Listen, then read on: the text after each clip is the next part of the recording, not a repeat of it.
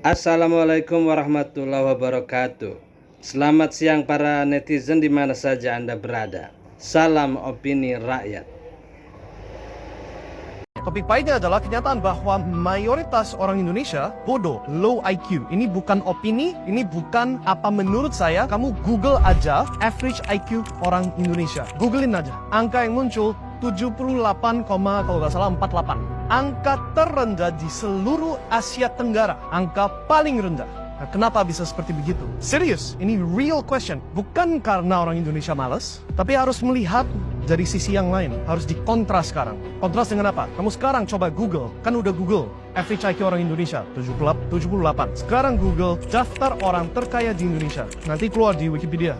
Nanti keluar daftar orang terkaya di Indonesia di Wikipedia. Kamu cek kategorinya apa saja. Mereka kaya dari sumber mana? Ada yang kaya dari natural resources. Ada yang kaya dari minyak, dari kelapa sawit. Ada yang kaya dari macam-macam. Hampir semua, gak semua, tapi lebih dari 50% kaya dari sumber alam. Betul gak? Right? Kaya dari sumber alam. Yang artinya, apa itu modalnya? Ambil barang dari sumber alam. Ya tinggal ambil. Ambil besi dari tanah. Ambil emas dari Freeport dari tanah. Ambil ikan dari laut. Ambil batu bara dari tanah. Gak ada inovasinya. You lihat ke daftar ke orang kaya di Amerika, semua inovasi sesuatu teknologi. Elon Musk, si SpaceX, Tesla, si Steve Jobs, iPhone. Semua ini teknologi, sesuatu hal yang you harus mikir, harus desain, harus ada proses yang kompleks, and then yes, you jadi kaya. Di Indonesia gak perlu kompleks, tinggal ambil dari tanah jual. Tapi hasil penjualannya masuk ke tangan hanya beberapa orang minoritas, bukan mayoritas, bukan ke masyarakat.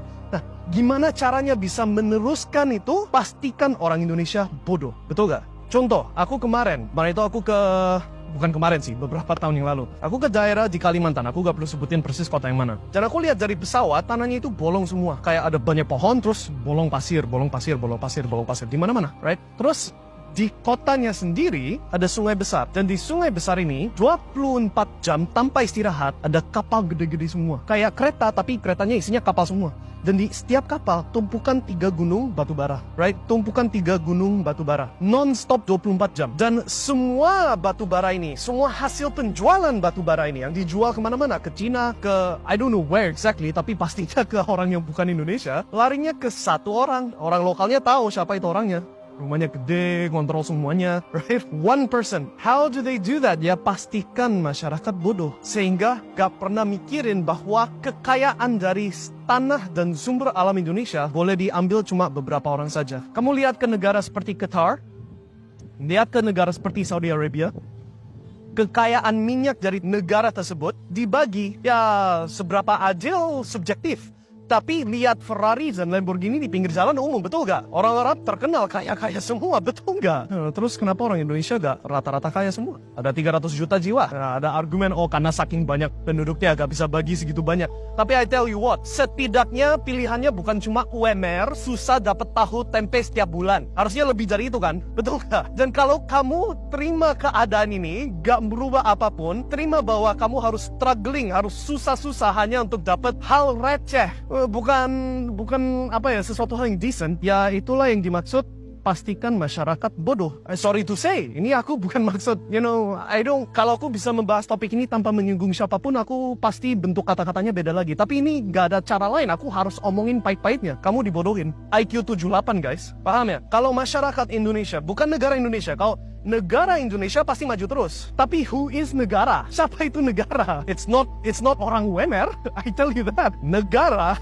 terima duit, dibagi ke siapa? Dipakai oleh siapa? Aku gak mau omongin. You harus mikir. Paham ya? Justru mikir. Dan kalau you mau ada perubahan, ya ini sesuatu hal yang memang harus paksa. Gak bisa cuma memohon. Nope. Memohon tidak cukup. Aku gak bisa omongin persis apa yang harus dilakukan, karena ya itu nanti jadi problem buat saya. Tapi kamu harus sadar kalau kamu itu masyarakat Indonesia yang sekarang ini gak terima banyak. Mau hak kamu jadi beneran milik kamu, kadang-kadang memang harus maksa. Paham ya? Nah, ngomong gitu. Kalau kamu gak maksa, kalau kamu terima apa adanya, biarkan hidup jalan sesuai apa yang ditakdirkan bagi saya, something like that, ya berarti sistem ini berhasil membuat masyarakat Indonesia IQ 78 dan begitu terus. sampai sumber alamnya udah habis. Contoh, Freeport emasnya lari ke siapa itu? You Google sendiri deh, aku gak mau ngomongin. Ketika emasnya udah hampir habis, oke, Indonesia silakan terima balik Freeport. Ketika batu baranya sudah habis, silakan bangun next Singapore-nya Kalimantan. Ketika ikannya udah, ya mungkin ikan mesti terus-terusan deh. But you get the point. Ya, kalau kamu terima apa adanya, ya hidup kamu ya begitu aja. Apa yang harusnya jadi hak kamu di negara yang salah satu yang paling kaya secara sumber alam. Paling banyak minyak, paling banyak batu bara, salah satu paling banyak seafood, makanan air laut, paling banyak kelapa sawit seluruh dunia. That's a lot of money. Where's your share? Oke, pikirkan, and kalau mau ada perubahan harus ada take action. Kalau enggak ya udah, life goes on. IQ 78. Setiap malam ada 9,8 juta rakyat Indonesia tidur dalam keadaan kelaparan. Statistiknya bilang begitu. Lalu ngapain kita persoalin kelakuan Jokowi? Udah biarin aja bahwa kelakuan Jokowi itu akan berhadapan dengan mimpi buruk dari 9 juta orang ini yang setiap hari bertambah kan. Jadi jangan cegah. Kita syukuri bahwa akhirnya Mahkamah Konstitusi membusuk. Itu jangan kita anggap lagi dia masih bisa perbaiki diri. Korbannya siapa ya? Anak-anak muda ini kan, termasuk Andre itu korbannya tuh, karena nggak bisa berpikir jernih lagi dia kan. Memang kalau kita ingat, ada pepatah bilang begini, older men declare war, but it is the youth that must fight and die. Orang tua mendeklarasikan perang, tapi yang mesti berperang dan mati adalah anak muda tuh, mati akal. Dalilnya di situ. Salah satu anak muda yang mati namanya Saldi Isra. Yang kita masih berharap puja-puji, ya Saldi hebat. Enggak, dia nggak hebat. Karena dia nggak sadar dia dimanfaatkan oleh sistem itu supaya seolah-olah ada dissenting opinion, sehingga bisa diterangkan ini bukan rekayasa loh, ada dissenting opinion. Kan berkali-kali Saldi Isra membuat dissenting opinion. Dia nggak sadar bahwa dia dimanfaatkan untuk sekedar jadi devil's advocate di situ. Mencatat 2 komentar yang sangat merisaukan saya. Pak Rias Rashid itu mantan Menteri Otonomi Daerah dan Menpan RB. Dia bilangnya gini, dalam 10 tahun terakhir ini semuanya sudah rusak dari apa yang kita perjuangkan di era reformasi. Saya tidak tahu lagi bagaimana cara memperbaiki keadaan ini yang sudah moral dan etika sudah rusak seperti ini, demokrasi sudah rusak, hukum sudah dijual belikan. Itu Rias Rashid. Sehingga kalau tanya Mbak Desmanita, apa ya terjadi di mana-mana?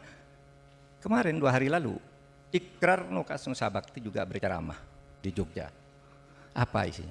Kerusakan yang terjadi selama 10 tahun terakhir ini tidak mungkin bisa diperbaiki dalam 5 periode kepemerintahan.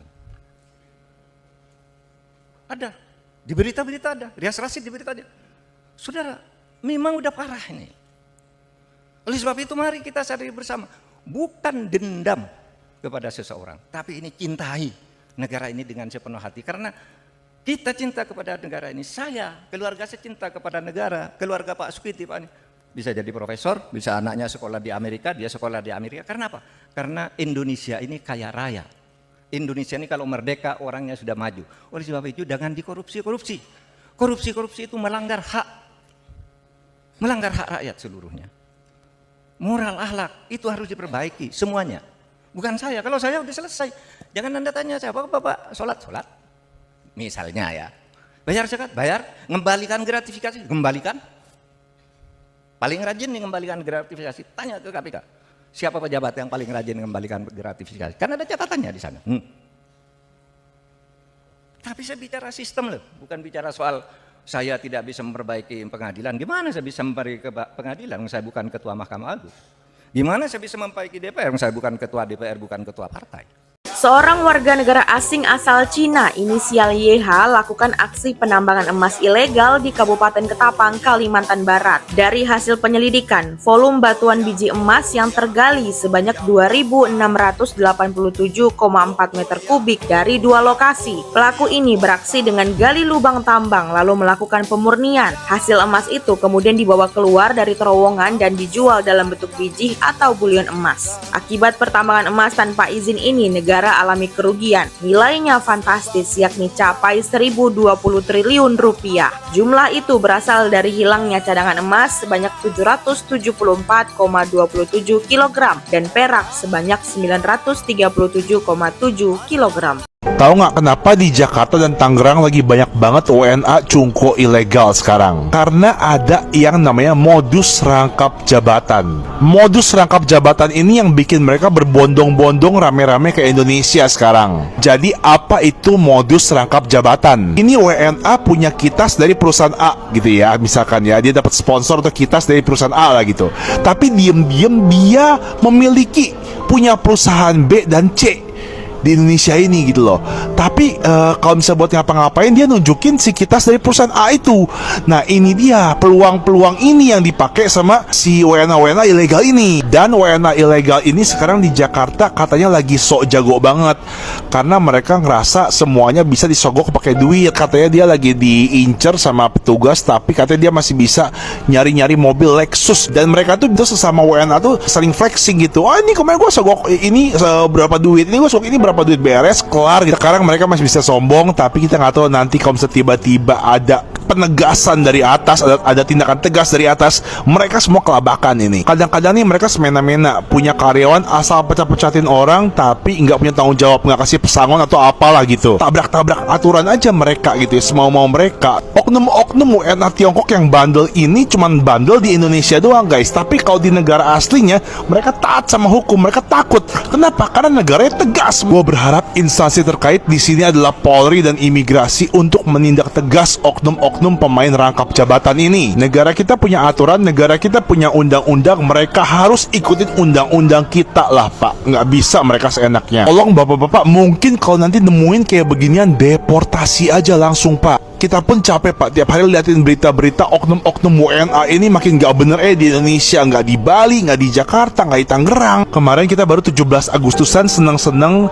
tapi kok gue ngerasa kita masih dijajah sama warga negara asing ya. Aku masih taruh harapan yang sangat besar buat aparat-aparat kita untuk bisa nanti lebih baik ke depannya. Amin. Mungkin segitu aja dulu buat teman-teman yang jadi korban atau pengen tuker pikiran sama saya. Jangan ragu buat chat saya, buat ngobrol sama saya. Semoga saya bisa bantu kasih kalian solusi.